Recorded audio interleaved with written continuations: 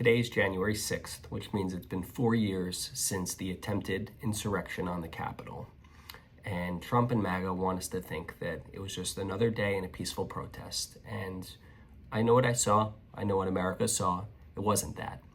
From Election Day 2020 until today, 4 years ago, Donald Trump rejected the results of a free and fair election, and then spent months and then years after saying the quote-unquote big lie, that it was stolen, that there were irregularities, and that Mike Pence, his vice president of the time, the man who was loyal to him through all his things in all his controversies in the 2016 campaign, and throughout 4 years, he promoted that Mike Pence should not uphold his constitutional duties and certify the election.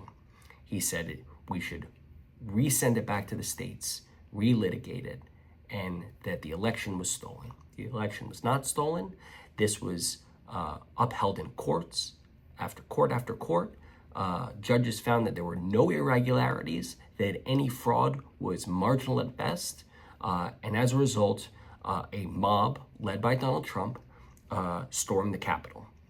Trump, because he's soft, did not join them. Unlike any other wannabe dictator throughout history, he did not, in fact, go to the Capitol with them and try to create a coup himself, but instead sent his followers. There are people who have been prosecuted, rightfully so, for the violence and illegal actions on that day.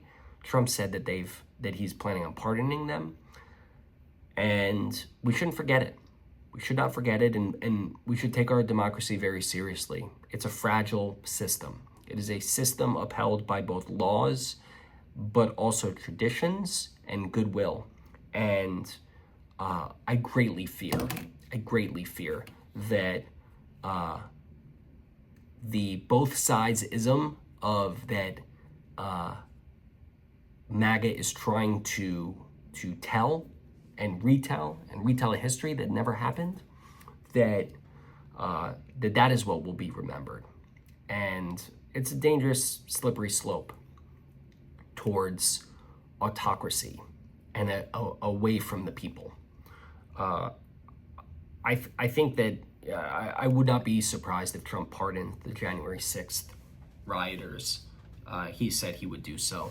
And actually, I'm not sure if he's said he'd do so publicly, but I wouldn't be surprised if he did. And democracy is a fragile thing. We should be very careful as we think about our future elections. Both sides should also take this opportunity to recommit to election security. If MAGA says that election security is their fear, Democrats should take them up on it. They should reform our elections in a nonpartisan way that enforces the rule of law and enforces the security of elections going forward. I think that would be wise for all and wise for our system of government.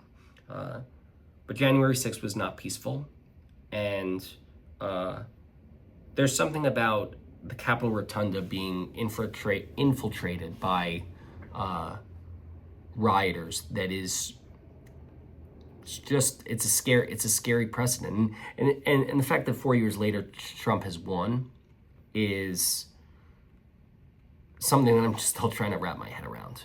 Like that we could say this is not who we are, but right now it is kind of who we are, because Trump won. With the full knowledge that democracy was at stake, Trump still won, and it's something I'm still trying to wrap my head around. I have profound sadness and disappointment about that. I thought this was a deal breaker. A lot of Republicans in the aftermath said this is a deal breaker, and then caved. So